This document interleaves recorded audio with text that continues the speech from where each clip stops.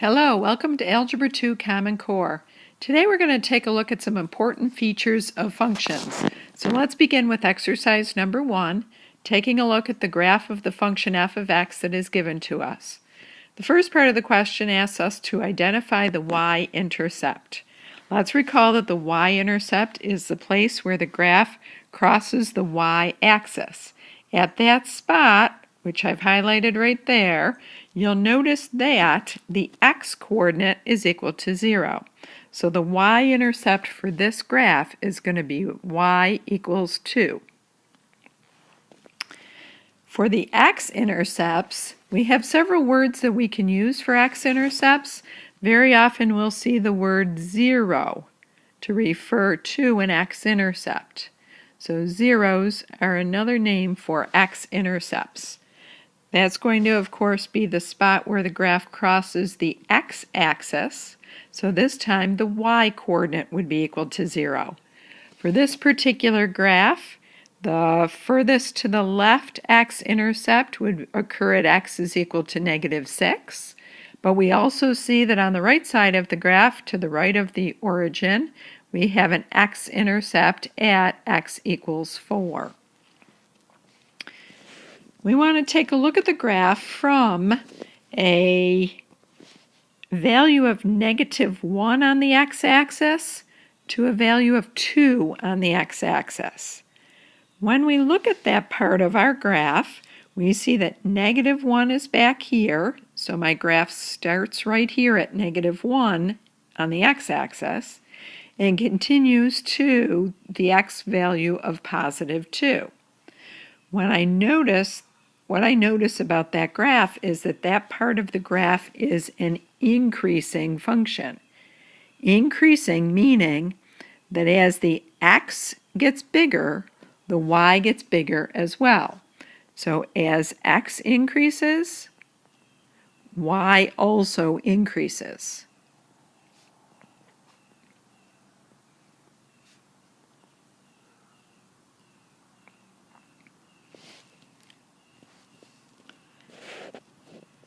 The next question asks us to identify the interval over which f of x is greater than 0.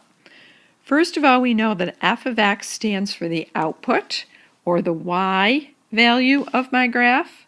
So if I'm trying to find where f of x is greater than 0, I want to know where the y values would be positive. When I look carefully at this graph, I see that the graph crosses over the x-axis at -6. So from x equal -6, going toward the right on the graph, that graph has a positive value because it's above the x-axis. I notice that it stops being above the axis at that spot right there, that x-intercept of x equals 4. So when I'm looking for where f of x is greater than 0, I'm looking for where the graph is above the x-axis.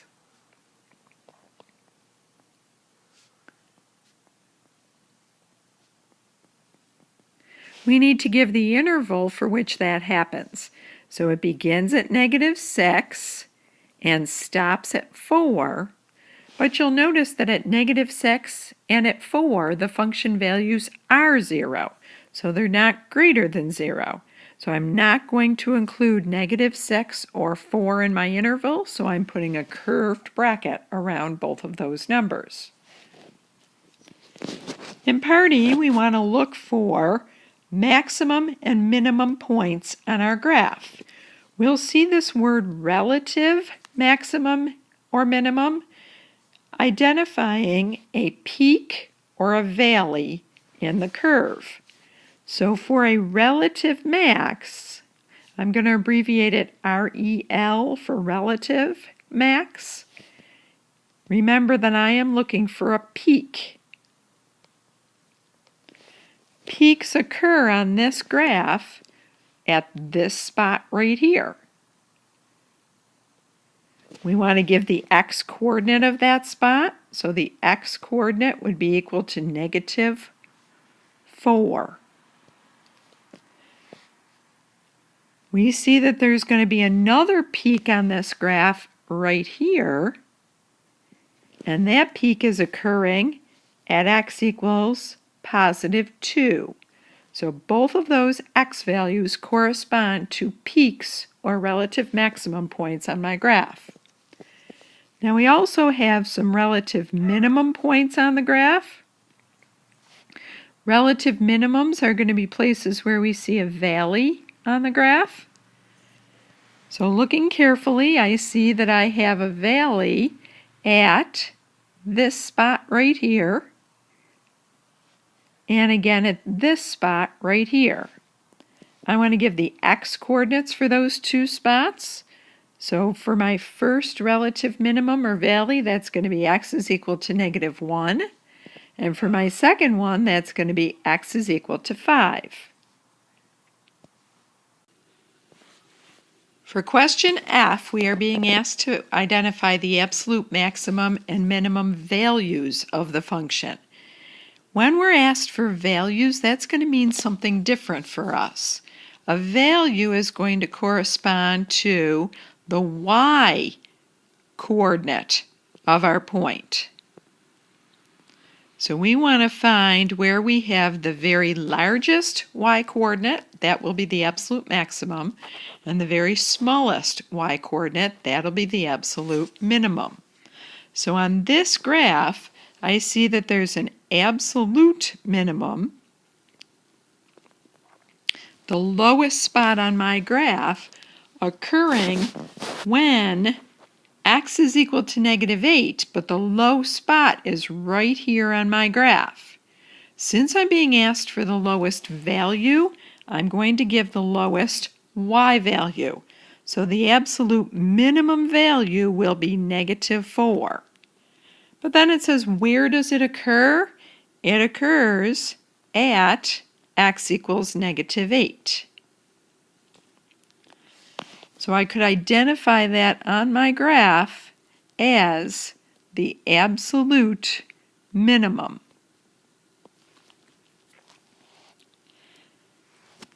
When I look for the absolute maximum point, I'm looking for the highest point on my graph.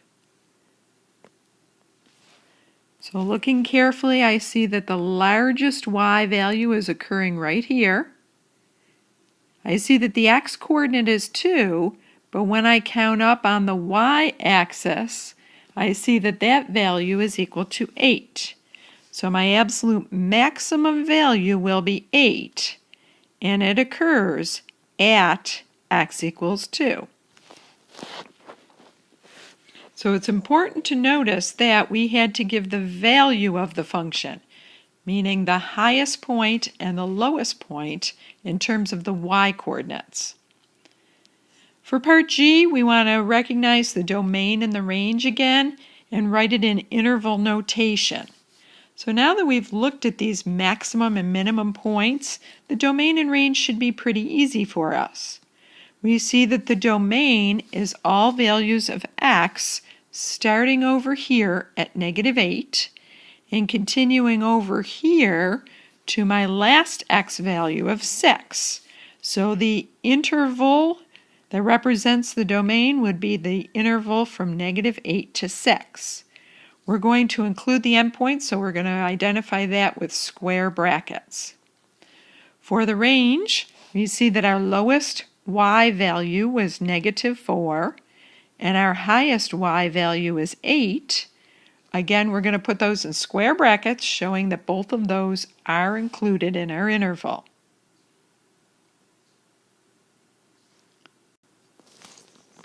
For exercise number 2, we are given the function g of x is equal to 2 times the absolute value of x minus 1 minus 8.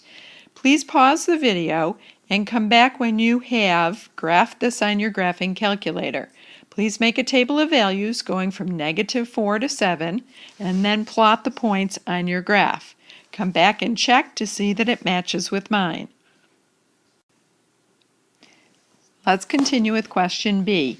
State the interval where this function is decreasing. I see that this graph goes in the downward direction, beginning with the number -4 on the x-axis and continuing on until we are at the x-coordinate of 1. Now, we're actually going to put those two in curved brackets because in -4 we don't know what's happening before the graph, and at 1 it starts to increase. So we're going to write this interval as the open interval from -4 to 1. Part C, state the zeros for g of x.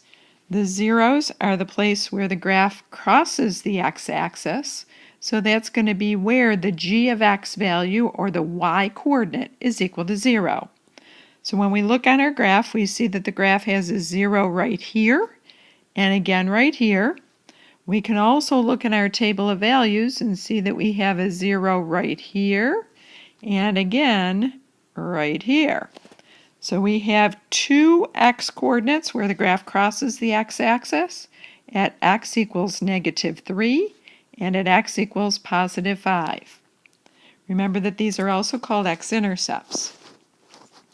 For part D, we want to state the interval over which g of x is less than or equal to 0. So this time we're allowed to include where the zeros are. So anytime we have a y value that is less than or equal to 0, that tells me that we're going to be below the x-axis on our graph. Really what we're looking at here are all the values on our table that fall between those 2 points that we've highlighted. So we're going to say that the interval where the graph is below the x-axis or touching the x-axis begins at -3 and goes to 5. Since we also want to include where the graph equals 0, we are going to put square brackets around that interval showing that -3 and 5 are zeros of g of x. For part E, we'd like to evaluate g of 0. G of 0 is going to be where my input is equal to 0. So again, looking at my table of values or looking at my graph, I see that the g of 0 value is equal to -6.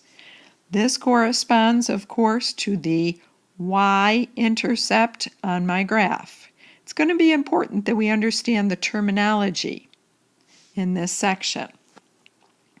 The last part F for exercise number 2 says let's identify the maximum or minimum points.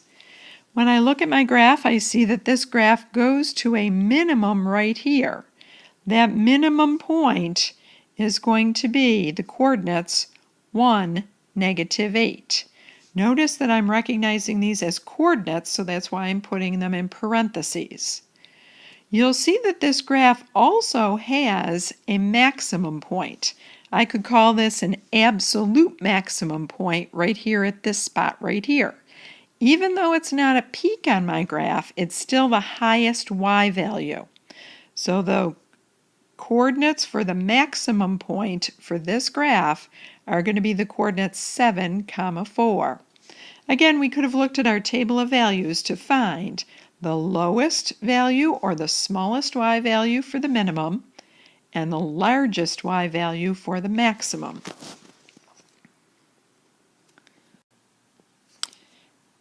Please continue with the notes on page 20 in your packet. We're going to just take a look at exercise number 1. A continuous function has a domain where x goes from -6 to 13, with selected values shown in the table. Notice that this time you're given a table of values and not a graph. The function has exactly 2 zeros. These 2 zeros are going to be identified in our table of values. It also has exactly 2 turning points. Turning points are going to be points on our graph where we have peaks or valleys. One is occurring at 3, -4, and the other one is occurring at 9, 3. Taking a look at our table of values, it's going to be important to really be observant about our function values, our outputs, our y values. We see that our function values go from 5 and continue in the downward direction to -4, but then start getting larger again from -4 up to the number 3, but then the graph turns around again and goes to the value of 1. So the first part of the question says, state the interval over which f of x is less than 0. That means that I want to find the values where the outputs are negative. So we're looking for negative outputs, but we also want to give it in terms of the x values. So we see that we have negative outputs for this graph. 0 has a negative output. 3 and 5 also have negative outputs. Since negative 1 has an output of 0 and 8 has an output of 0, we assume that we must have negative outputs between those 2 points.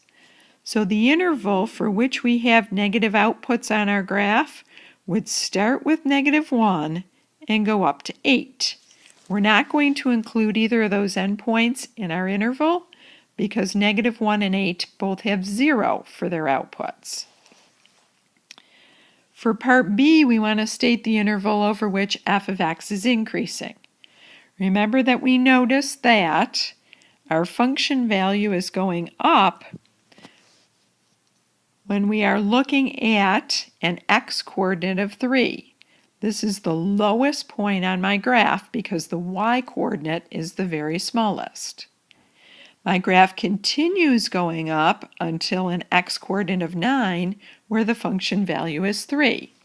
So we're going to say that this graph is increasing when x starts at 3 but continues up to 9. Include those in parentheses because we don't know what happens to either side of those points. We're going to do exercise 2 on page 20 in class together. So turn to page 21 so that we can summarize some of the features of graphs. First of all, an x-intercept we know is going to be the place where the graph crosses the x-axis.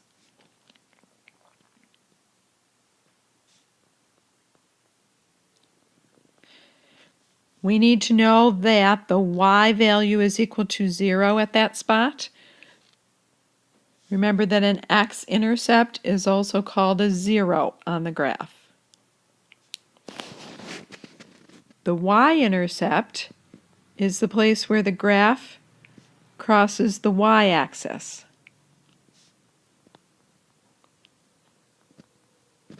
The x-coordinate at the y-intercept is equal to 0. So zeros are the same exact thing as the x-intercepts.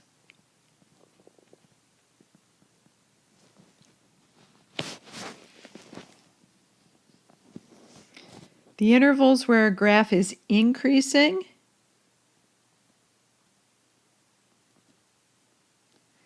is going to be the place where, as x increases, y also increases.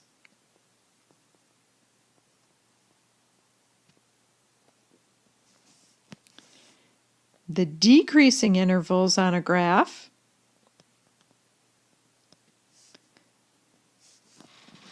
are the points in the graph where, as x increases, y decreases.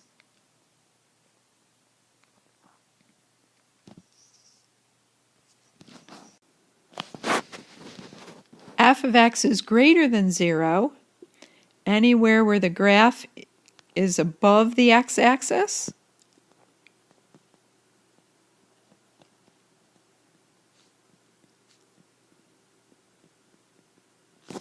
F of x is less than 0 anywhere the graph is below the x-axis.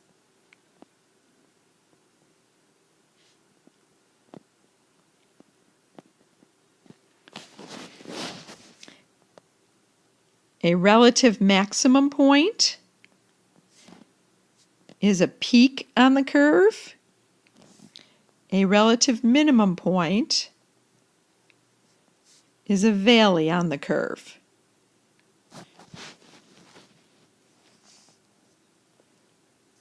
That's all for now. We're going to talk about the rest of the notes in class. Thanks and have a great night.